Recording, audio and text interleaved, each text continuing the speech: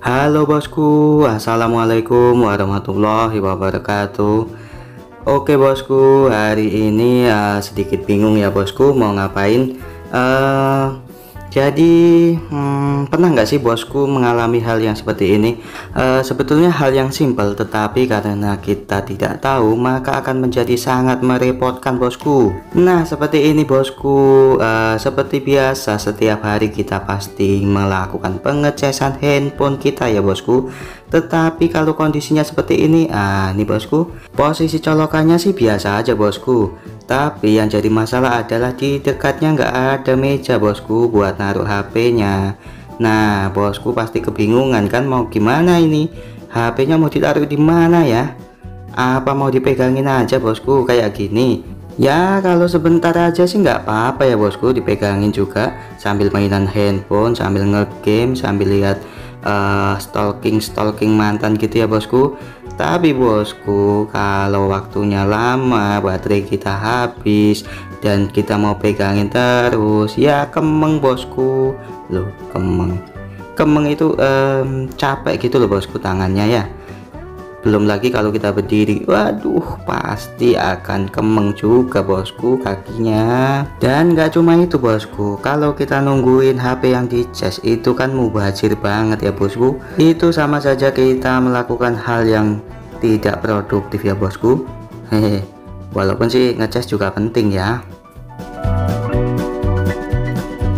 Nah oke mantap bosku. Nah di sini kita periksa dulu ya bosku, bentuk dari casesannya seperti apa. Baru setelah itu kita pikirkan bosku, apa langkah yang bisa kita lakukan untuk mengatasi masalah tersebut.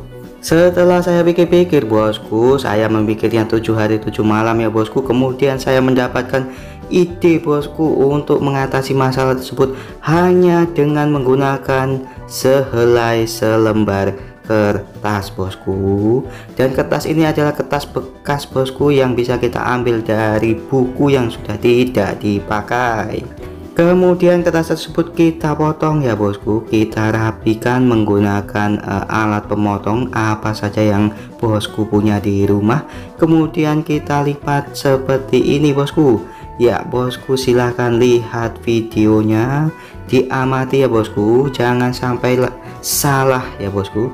Ya lakukan dengan baik, dengan hati-hati bosku. Di sini dilipat lagi bosku. Nah kemudian berikan sentuhan dengan lembut ya bosku. Kemudian cek apakah kertasnya baik-baik saja bosku. Iya setelah itu bosku, kemudian kita siapkan gunting bosku. Nah gunting di sini fungsinya untuk menggunting ya bosku. Iya dimana-mana gunting untuk menggunting ya bosku. Nah kemudian bentuk pola seperti ini bosku. Ya amati ya bosku, pastikan polanya sama karena pola inilah hasil pemikiran saya selama 7 hari 7 malam dan akhirnya menemukan pola seperti ini. Sungguh penemuan yang sangat-sangat mantap ya bosku. Dan saat ini saya kepikiran untuk mendaftarkan menjadi paten ya bosku.